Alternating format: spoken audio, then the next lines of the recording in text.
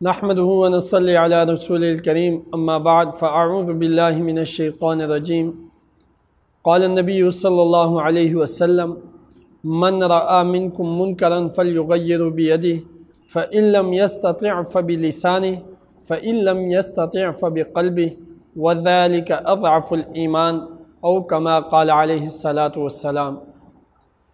ناظرین و سامعین، آج ہماری گفتگو کا موضوع ہے دوسروں کو اچھائی کی بات کہنا اور دوسروں کو گناہ کی بات سے منع کرنا۔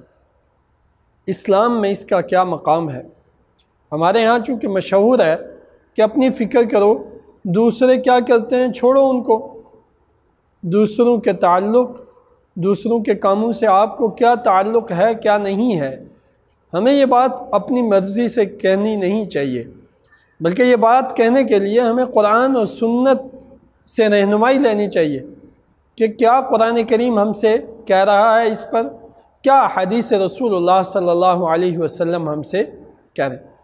آپ کے سامنے جو روایت میں نے پیش کی، آپ صلی اللہ علیہ وسلم فرماتے ہیں من رأى منکم منکرا، تم میں سے جو کوئی شخص گناہ کو ہوتا دیکھے، منکر کہتے ہیں گناہوں کو، یہ لفظ منکر آپ بہت جگہ پر سنتے ہیں، یأمرون بالمعروف وینہون عن المنکر، معروف کہتے ہیں نیکی کو اور منکر کہتے ہیں گناہ کو۔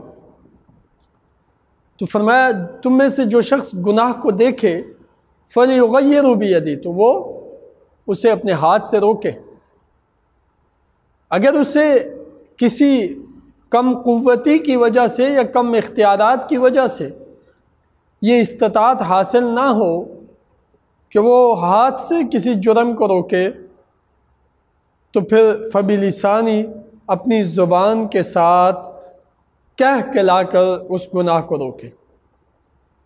اگر اسے زبان کے ساتھ کلمہ حق کہنے کے لیے بھی امان نہ ملے تو پھر اس کو چاہیے کہ اپنے ایمان کے درجے میں اس کو اپنے دل سے ناپسند کرے، اور اپنے دل سے ناپسند کرنا ذالک اضعف الایمان، فرمایا یہ ایمان کا کمزور ترین حصہ ہے۔ اب اس حدیث میں آپ صلی اللہ علیہ وسلم نے تو ہمیں واضح بتا دیا کہ کہیں گناہ ہوتا دیکھو تو یہ نہیں کہ گناہ تو وہ کر رہا ہے میرا اس سے کیا تعلق ہے، نہیں، آپ اسے روکیں۔ اور آپ صلی اللہ علیہ وسلم نے ایک موقع پر ارشاد فرمایا کہ اپنے بھائی کی مدد کرو، چاہے ظالم ہو یا مظلوم ہو۔ صحابہ اکرام نے فرمایا یا رسول اللہ، مظلوم کی مدد کرنا تو سمجھ میں آتا ہے، ظالم کی مدد کرنے کا کیا مطلب؟ اپنے بھائی کی مدد کرو چاہے وہ ظالم ہو یا مظلوم ہو۔ تو صحابہ اکرام کے ذہن میں یہ سوال پیدا ہوا کہ ظالم کا مطلب کیا ہوا، مظلوم کی مدد کرنا تو سمجھ میں آیا۔ تو آپ صلی اللہ علیہ وسلم نے فرمایا اس کو ظلم سے روکو، یہ بھی اس کے حق میں بہتر نہیں ہے۔ قرآن کریم کی ایک آیت یہاں ذہن میں آتی ہے، فرمایا کنتم خیر امت اخرجت للناس، تم بہترین خیر امت ہو، تم عام امتوں کی طرح نہیں بلکہ ان امتوں میں بہترین امت ہو۔ اخرجت للناس، تمہیں لوگوں کی ذمہ داری سونپی گئی ہے۔ تأمرون بالمعروف وتنہون عن المنکر، تم انہیں اچھی بات کا حکم کرو گے اور تم انہیں گناہ سے روکو گے، یہ تمہیں ذمہ داری سونپی گئی ہے۔ یہ کوئی ایسا کام نہیں ہے کہ تمہاری مرضی کا ہے، تمہارے بہتر ہونے کے پیچھے یہ سبب ہے کہ تم لوگوں کی غلط اور صحیح کے ذمہ دار ہو۔ وَتُؤْمِنُونَ بِاللَّهِ، اور تم اللہ پر ایمان رکھتے ہو، یہ سب اس لیے کرو گے کہ تم اللہ پر ایمان رکھتے ہو، اس لیے جو گناہ کرے گا اس کو گناہ سے روکو گے، جو نیکی کرے گا اس کو نیکی کی ترغیب دو گے، اور برائی کو پھیلنے پھولنے نہیں دو گے۔ اب اس آیت کریمہ کو دیکھ لیں، اس میں تو کہہ دیا گیا کہ تمہیں امر بالمعروف و نہی عن المنکر کرنا ہی کرنا ہے، تمہیں دوسروں کو اچھائی کی بات کہنی ہی کہنی ہے اور برائی سے دوسروں کو منع کرنا ہی کرنا ہے۔ تو اب اس پہ اگر حکمران ظالم ہو، ایک حاکم کے سامنے جاتے ہیں آپ اور اسے اگر آپ ظلم سے روکتے ہیں تو وہ قتل کر دیتا ہے، ایسی صورت میں کیا کرنا پڑے گا؟ ایک حاکم کے نمائندگی میں، اس کی قیادت میں اگر لوگ جرم کر رہے ہیں تو حاکم کی قیادت میں ہونے والے جرم کو جب لوگ روکیں گے تو اسے قتل کا بھی اندیشہ ہے، اسے جان کے جانے کا بھی اندیشہ ہے۔ ایسے وقت میں کیا کریں گے؟ تو حضور صلی اللہ علیہ وسلم کے حدیث نے اس آیت کی تشریح فرما دی کہ پہلا مقام یہ ہے کہ اگر تم حکمران ہو تو اپنی عوام میں، رعایا میں کوئی گناہ دیکھو تو حاکم کا جو اختیار ہے اس کو استعمال کرو اور اس گناہ کو روک دو۔ تم ٹیچر ہو، شاگردوں کو گناہ میں دیکھتے ہو تو ان کو ہاتھ سے پکڑ کے روک دو۔ تم والد ہو اور اپنے گھرانے کے سردار ہو تو تم اپنے گھرانے میں ہونے والے جرائم کو اپنے ہاتھوں سے پکڑ کے روک دو۔ فرمایا کلکم راعٍ وکلکم مسئول عن رعیتہ، تم میں سے ہر شخص نگران ہے اور اس سے اپنے ماتحتوں کے بارے میں پوچھا جائے گا، حاکم سے اپنے رعایا کے بارے میں اور ذمہ داروں کو اپنے ماتحتوں کے بارے میں پوچھا جائے گا۔ کلکم مسئول عن رعیتہ، کوئی شخص فوج میں افیسر ہے، اپنے ماتحت جتنے سپاہی ہیں ان کے گناہوں، ان کے غلط، ان کے معصیتوں کے بارے میں اس سے سوال ہوگا، اس نے ان کو روکا کیوں نہیں؟ کوئی شخص کسی سیکیورٹی ادارے میں افیسر ہے، کوئی اپنے کسی ڈپارٹمنٹ کا سینئر ہے تو اسے اس ڈپارٹمنٹ کے بارے میں جواب دہ ہونا ہے اللہ کے سامنے بھی کہ وہاں معصیتیں پنپ رہی تھی، اس کے ماتحت لوگ گناہوں میں مبتلا تھے، وہ ہاتھ سے روک سکتا تھا، اس نے کیوں نہ روکا؟ فرمایا یہ گناہ دیکھنے والے کی ذمہ داری ہے کہ اسے گناہ سے روکے۔ اب ایسا نہیں ہو سکا تو دوسرا درجہ یہ دیا شریعت نے کہ وہ اپنی جان بھی بچانا چاہتا ہے اور اپنی جان کو قربان نہیں کر سکتا گناہ سے روکنے کے لیے، تو پھر زبان سے کہہ لے۔ ہاتھ سے روکے گا تو آگے والا ہاتھ استعمال کرے گا تو کہیں نقصان نہ ہو جائے، کہیں کوئی گریبان آگے سے تم ہاتھ سے روکو گے اور وہ آگے سے گریبان نہ پکڑ لے تمہارا۔ اب ایسے موقع پر اور ایسے حالات میں کیا کرنا ہے؟ زبان سے سمجھانا ہے اسے کہ ارے بھائی یہ اللہ کی نافرمانی ہے، اس سے باز آ جاؤ، یہ تمہیں نہیں کرنا چاہیے۔ اب وہ زبان سے بھی آگے سے گالم گلوچ کرتا ہے، تم کون ہوتے ہو کہنے والے، تم مجھے روکنے والے کون ہوتے ہو؟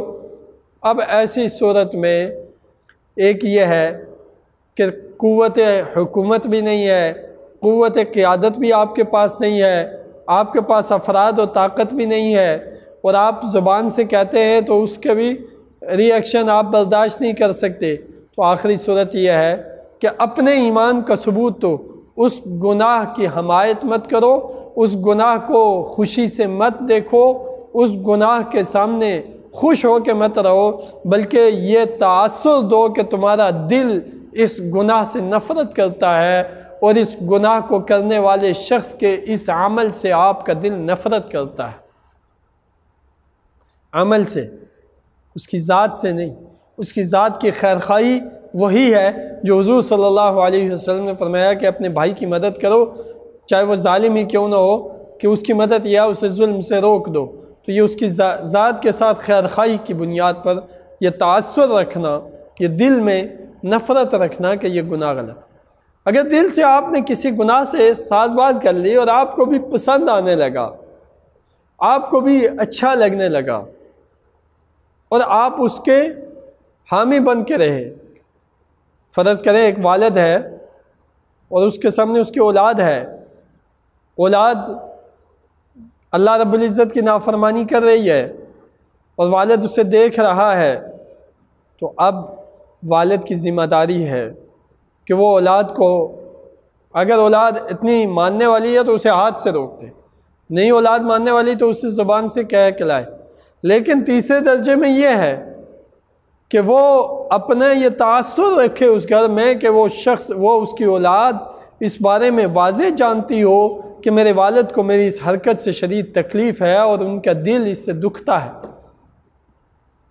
بیٹی پردہ نہیں کرتی، بیٹا فلمیں دیکھتا ہے، والد ساتھ بیٹھ کر فلمیں دیکھنا شروع ہو جائے، بیٹی کی بے پردگی کی تعریف کرنا شروع ہو جائے یا اس کی حمایت کرنا شروع ہو جائے اور یہ تاثر تک نہ دے کہ اسے اس بات سے شدید تکلیف ہے، تو فرمایا کہ یہ ایمان کا آخری درجہ بھی ختم ہو.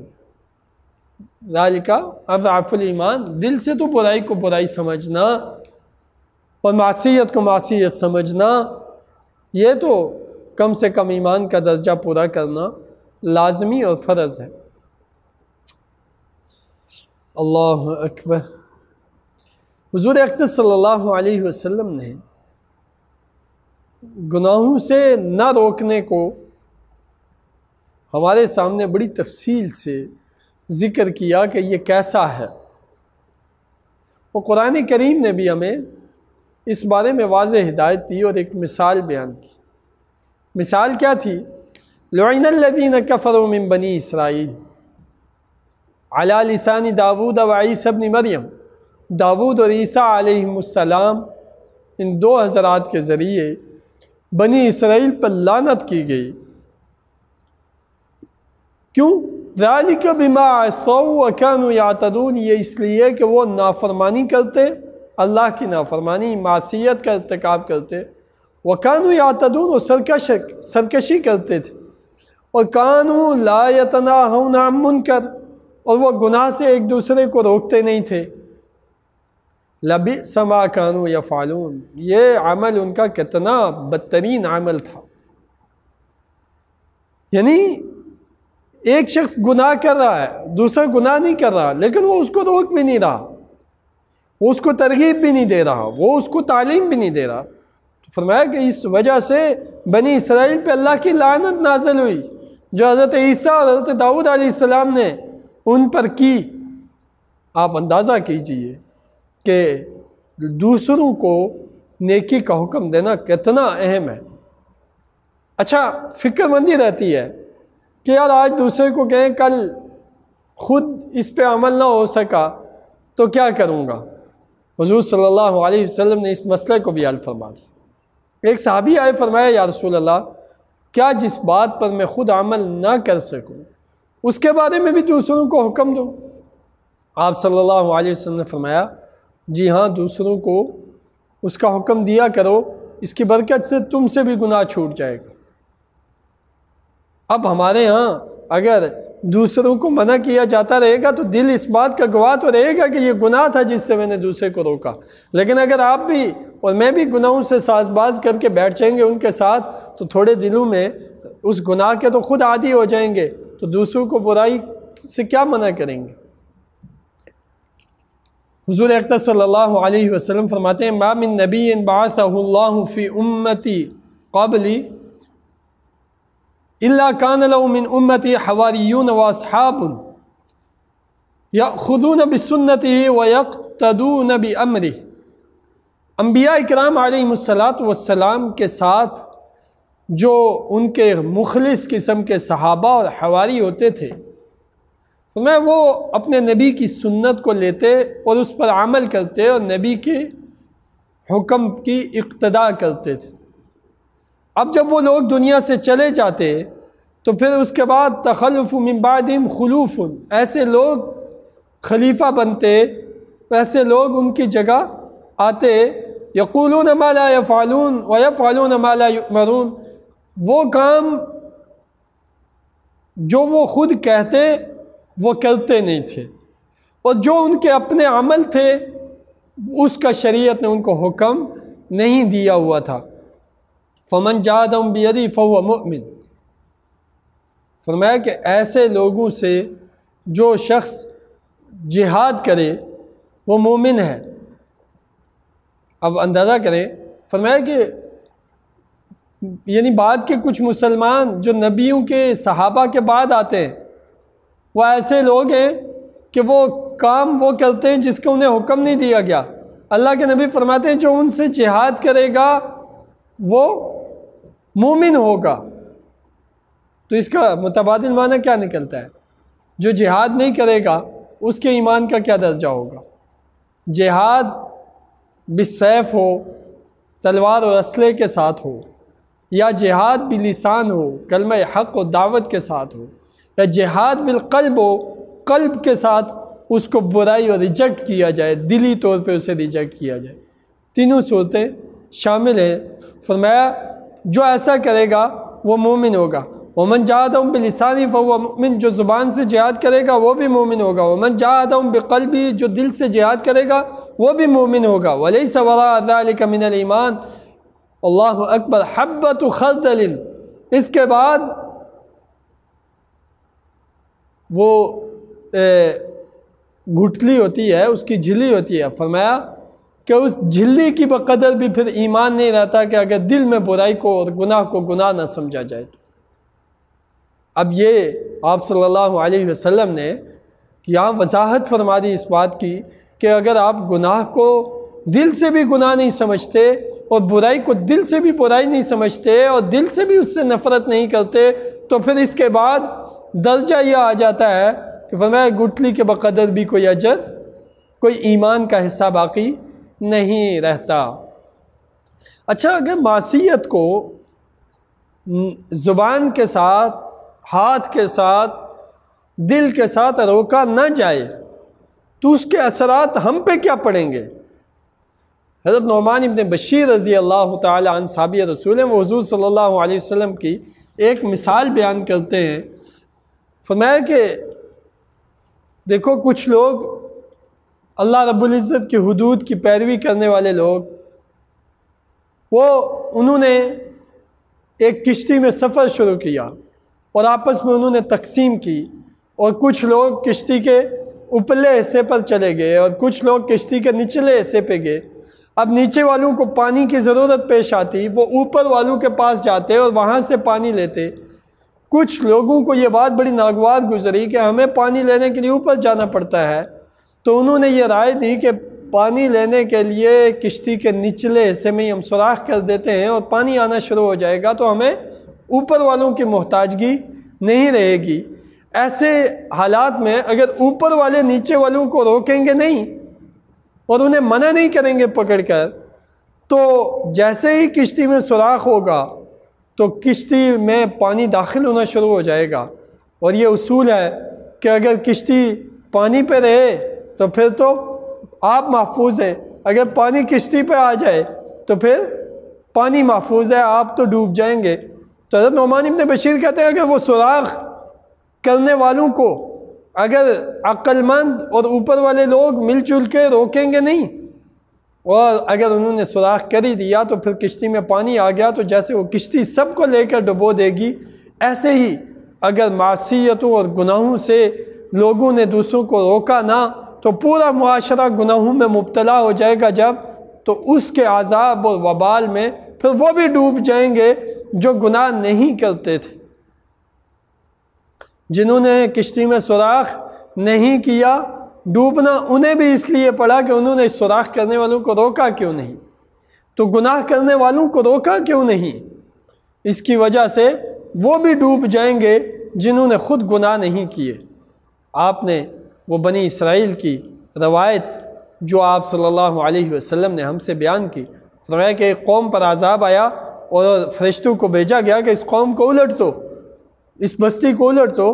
تو جب فرشتے آئے تو انہوں نے دیکھا کہ ایک شخص ایسا عابد و زاہد کہ پوری زندگی اس نے گناہ نہیں کیا اور عبادت ترک نہیں کی، وہ موجود ہے۔ تو فرشتے گئے اللہ کے حضور کہ یا اللہ وہاں تو اتنا بڑا ولی اللہ رہتا ہے۔ اللہ رب العزت نے حکم فرمایا کہ اس کو سب سے نیچے کر دو، سب کو اس کے اوپر پلٹ دو، اس کو اور نیچے کر کے اس کی بستی کو اس کے اوپر الٹ دو۔ یہ یا اللہ اس کو کس بات کی سزا؟ باقی تو گناہ گار ہیں، یہ اپنی عبادت میں مشغول رہتا ہے اور لوگوں کے بارے میں کوئی خیر خواہی نہیں، سارے لوگ گناہوں میں مبتلا ہیں اور یہ انہیں روکتا تک نہیں۔ تو میری آپ میری اور آپ کی یہ ذمہ داری ہے کہ ہم معاشرے میں معصیتوں کو آزاد نہ چھوڑیں۔ آج سیاست کی دنیا میں معصیت پرستوں کی جماعتیں بن گئی اور ان کے نیک بھی ان کے اعلی کار اور ان کے ووٹر اور سپورٹر بن جاتے ہیں۔ انہیں بھول ہو جاتی ہے کہ بھئی ایک پارٹی میں لوگ گناہوں پر متفق ہیں، میں کہاں ان میں گھسا جا رہا ہوں، میرا کام تو یہ ہے کہ میں ان کو بھی گناہوں سے روکوں۔ اب ان کو روکنے کے بجائے خود بھی ان میں شامل، وہی پارٹیاں وہی جماعتیں حکومت اور اقتدار پہ آ جاتی ہیں، تو قوت ان کے ہاتھ میں آ جاتی ہے، قوت ان کے ہاتھوں میں آ جاتی ہے، ان کی سربراہی میں گناہ اور معصیتیں ہونا شروع ہو جاتی ہیں۔ تو سٹارٹ کہاں سے ہوتا ہے کہ آپ نے یہ مزاج ہی معاشرے کو نہیں دینے کی کوشش کی کہ گناہ پرستوں کو اور معصیت پرستوں کو ہم پسند نہیں کرتے، ان کے گناہوں اور معصیتوں کی ہم حمایت نہیں کر سکتے، لہذا ہمیں نیک اور صالح لوگوں کی حمایت کرنی۔ اگر ایسا ہوتا تو ہمارے معاشرے میں ووٹ اور سپورٹ ایسے لوگوں کو نہ ملتی جو اغیار کے نقش قدم پہ چلے اور دین کے راستوں سے وہ پھسل جائے۔ تو سٹارٹ یہیں سے ہوتا ہے کہ حضور صلی اللہ علیہ وسلم جو بات ہم سے کہہ رہے ہیں کہ تم میں سے جو شخص گناہ کو دیکھے اس کو ہاتھ سے روکے، اگر ہاتھ سے روکنے کی اس کے بعد جماعت، جمعیت، قوت، ہمت نہیں ہے اور اتنا جذبہ نہیں ہے کہ اپنی جان دے دے تو زبان سے روکے، اگر اتنی بھی قوت نہیں ہے تو پھر دل سے تو برا بنائے اسے اور اس کا حامی نہ بنے، اس کا ہمدرد نہ بنے، اس کے ساتھ کھڑا نہ ہو۔ اللہ تعالیٰ ہمیں اپنی فکر بھی نصیب فرمائے اور اپنے معاشرے میں پھیلنے اور پھولنے والے گناہوں کے سامنے بند ماننے کی ہمیں توفیق نصیب فرمائے۔ وآخر دعوانا ان الحمد للہ رب العالمین، الصلاۃ والسلام۔